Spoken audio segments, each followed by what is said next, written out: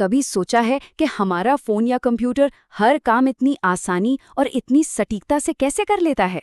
इन सबके पीछे है एक ही जवाब, एल्गोरिदम।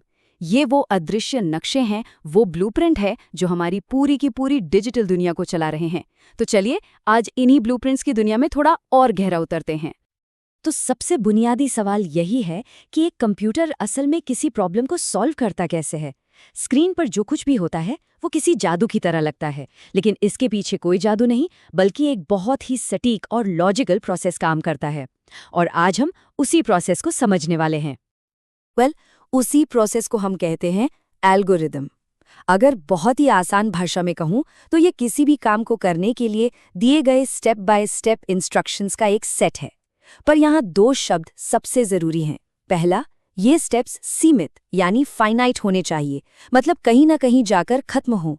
और दूसरा, हर कदम यानी हर स्टेप एकदम साफ साफ बताया गया हो। इसको समझने के लिए एक बहुत ही सिंपल सा उदाहरण लेते हैं। मान लीजिए हमें दो नंबर्स को जोड़ना है। इसका एल्गोरिदम कैसा होगा? स्टेप 1 नंबर ए लो, स्टेप 2 नंबर बी लो, स्टेप 3 दोनों को जोड़ दो, और स्टेप 4 जो भी जवाब आया उसे स्क्रीन पर दिखा दो। बस इन 4 आसान से स्टेप्स में हमारी प्रॉब्लम सॉल्व हो गई। यहाँ एक बहुत ही मजेदार बात है समझने वाली। एक एल्गोरिदम को किसी बिल्डिंग के ब्लूप्रिंट यानी नक्शे की तरह समझना चाहिए। ये सिर्फ एक प्लान है, एक आइडिया है। ये सी, जावा या पाइथन में लिखा हुआ असली कोड नहीं होता। कोड तो वो असली इमारत है जो इस ब्लूप्रिंट को देख के तैयार की जाती है। तो इसका मतलब ये हुआ कि हम किसी भी इंस्ट्रक्शन के सेट को एल्गोरिदम कह सकते हैं? नहीं, बिल्कुल नहीं। एक अच्छे और मजबूत ब्लूप्रिंट के कुछ पक्के नियम होते हैं। तो चलिए अब इन नियमों को जानते हैं। एक अच्छे एल्गोरिदम के 2 सुनहरे नियम हैं। पहला, वो सीमित होना चाहिए, यानी उसे कभी ना कभी खत्म होना ही होगा, वो हमेशा के लिए नहीं चल सकता। और दूसरा, वो स्पष्ट होना चाहिए, मतलब हर इंस्ट्रक्शन का एक ही बिल्कुल साफ मतलब निकलना चाहिए, कोई कंफ्यूजन की गुंजाइश ही नहीं होनी चाहिए। सीमित होने का सीधा सा मतलब है कि प्रोसेस कहीं ना कहीं जाकर रुकेगा।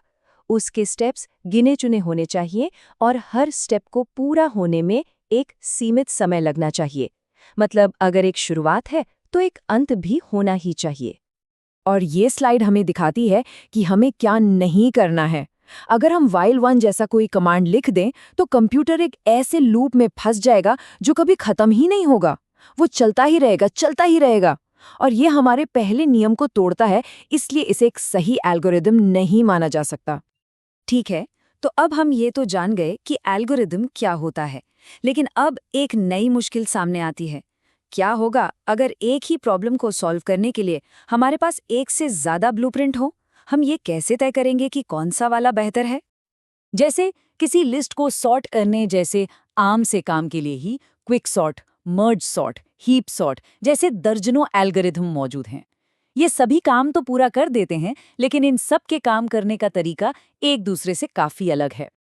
तो फिर वही बड़ा सवाल, हम इनमें से सबसे अच्छा वाला कैसे चुनें? और बस यहीं पर एंट्री होती है एल्गोरिदम एनालिसिस की। एल्गोरिदम एनालिसिस का मतलब है कि हम 2 या 2 से ज्यादा एल्गोरिदम को कुछ पैमानों पर रखकर उनकी तुलना करते हैं। हम उन्हें परखते हैं ये देखने के लिए कि कौन सा ज्यादा कुशल है। वैसे तो तुलना करने के कई पैमाने हो सकते हैं, लेकिन 2 सबसे जरूरी हैं, टाइम और स्पेस। मतलब एक एल्गोरिदम को चलने में कितना समय लगता है और वो कंप्यूटर की कितनी मेमोरी यानी जगह इस्तेमाल करता है। अब इस टाइम और स्पेस को नापने के भी 2 बिल्कुल अलग-अलग तरीके हैं। एक तरीका है ब्लूप्रिंट वाला जो थ्योरी पर आधारित है, और दूसरा है स्टॉपवॉच वाला जो पूरी तरह प्रैक्टिकल है। चलिए इन दोनों का फर्क समझते हैं। तो ये हैं वो 2 तरीके। पहला है प्रायोरी एनालिसिस। ये कोड चलाने से पहले किया जाता है। ये पूरी तरह से थ्योरेटिकल है और इसे हार्डवेयर से कोई लेना देना नहीं होता। दूसरी तरफ है पोस्टीरियरी एनालिसिस। ये कोड चलाने के बाद किया जाता है और ये पूरी तरह से हार्डवेयर पर निर्भर करता है और हमें एक सटीक समय बताता है।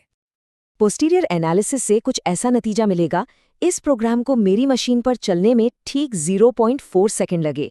सुनने में तो यह बहुत सटीक लगता है ना? लेकिन यहीं एक बहुत बड़ी गड़बड़ है। और वो गड़बड़ ये है, अगर वही प्रोग्राम एक पुराने पेंटियम 4 पर चलाएंगे तो शायद 0.4 सेकंड लगेंगे, एक नए कोर i3 पर 0.2 सेकंड और किसी सुपर कंप्यूटर पर शायद 0.001 सेकंड। नतीजा पूरी तरह से मशीन पर निर्भर है, एल्गोरिदम की अपनी काबिलियत पर नहीं। अब देखते हैं प्रायोरी एनालिसिस को। ये तरीका समय नहीं नापता, ये बस स्टेप्स की गिनती करता है। तो हमारे दो नंबरों को जोड़ने वाले एल्गोरिदम के लिए इसका जवाब हमेशा एक ही रहेगा। इस काम में 4 स्टेप्स लगेंगे। और यही इसकी खूबसूरती है, एक सीधा, साधा और स्थिर नंबर 4। अब कोई फर्क नहीं पड़ता कि आप इसे कैलकुलेटर पर चला रहे हैं या किसी सुपर कंप्यूटर पर। ये संख्या एल्गोरिदम की असली पहचान है, मशीन की नहीं।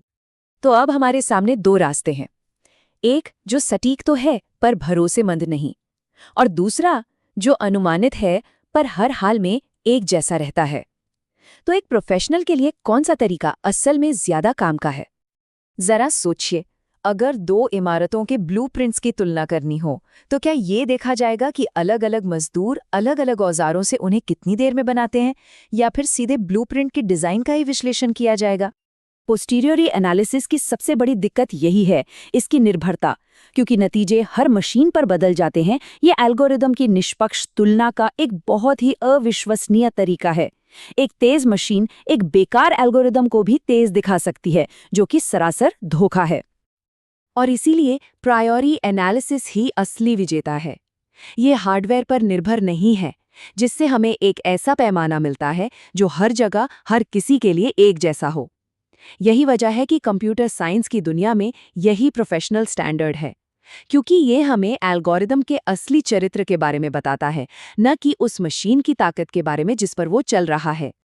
तो प्रायोरी विश्लेषण हमें ये तो बता देता है कि कौन सा ब्लूप्रिंट बेहतर है, लेकिन ये नहीं बताता कि वो कितना बेहतर है। क्या वो थोड़ा बेहतर है या बहुत ज्यादा बेहतर है? इस सवाल का जवाब देने के लिए हमें एक बहुत ही पावरफुल टूल की जरूरत पड़ती है, जिसे असिम्प्टोटिक नोटेशन या बिगो कहते हैं। लेकिन वो कहानी फिर कभी।